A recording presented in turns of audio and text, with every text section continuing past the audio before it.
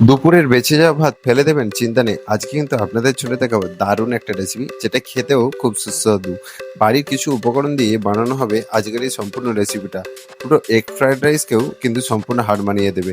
তাই সামান্য রসুন কুচি আর কিছু সবজি দিয়ে আমি কিন্তু বানাবো এই সম্পূর্ণ রেসিপিটা। এবং বেঁচে যাওয়া ভাত, অর্থাৎ আমার যে দুপুরের ভাত ছিল সেটা কিন্তু বেঁচে গিয়েছিল, সেটা দিয়েই কিন্তু আজকের এই রেসিপিটা সম্পূর্ণ বানাবো। তো চলুন শুরু করি। এই গ্যাসের ফ্লেমটা জ্বালিয়েই একটি উপরে কড়া বসিয়ে সামান্য পরিমাণ তেল দেব।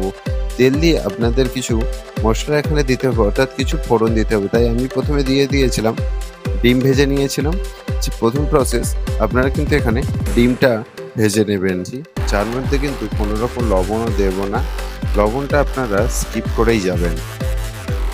তাই ডিমগুলো যতক্ষণ না ভালো করে ভাজা হচ্ছে, আপনারা কিন্তু ঠিক লো ফ্লেমে ঝুরো ঝুরো করে ডিমগুলো ভেজে নিন।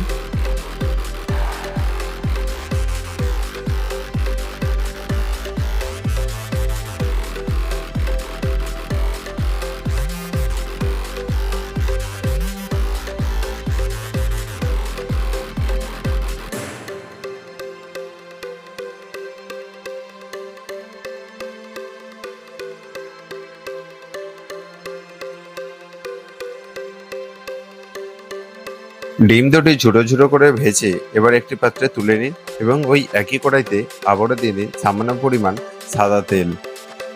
সাদা তেল দিয়ে এবার ফোড়ন হিসেবে আপনারা সামান্য পরিমাণ শুধু জিরে দেবেন, হাফ চা চামচ, আর দিয়ে দিন কিছুটা কারি পাতা। কারি পাতাগুলি দিয়ে ভালো করে ভেজে নিন একদম লো ফ্লেমে।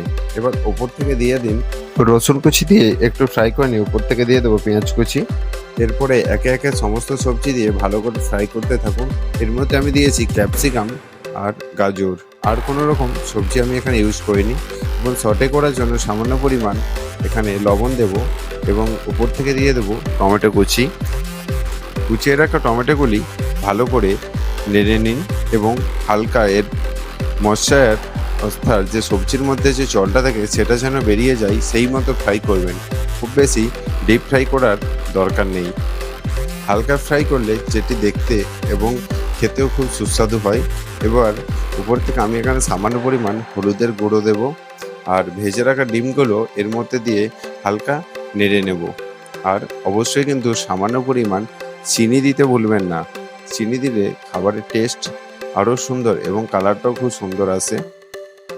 তাই অবশ্যই খুবই সামান্য পরিমাণ চিনি দেবেন। এবার আগের দিনে যে ভাতগুলো ছিল সেগুলো এর মধ্যে দিয়ে দিন। ভাত দিয়ে ভালো করে নাড়তে থাকুন এবং ভাতের যে সম্পূর্ণ জল বা সবজির মধ্যে যে জলটা ছিল সেটাও কিন্তু মরে যাবে। তার আগে অবশ্যই সামান্য পরিমাণ জিরে গুঁড়ো এবং গোলমরিচের গুঁড়ো দেবেন। আর পরিমাণ মতো লবণ আপনারা দেবেন। আপনারা যেমন খেতে পছন্দ করেন ঠিক সেই মতোই কিন্তু লবণ এখানে দেবেন।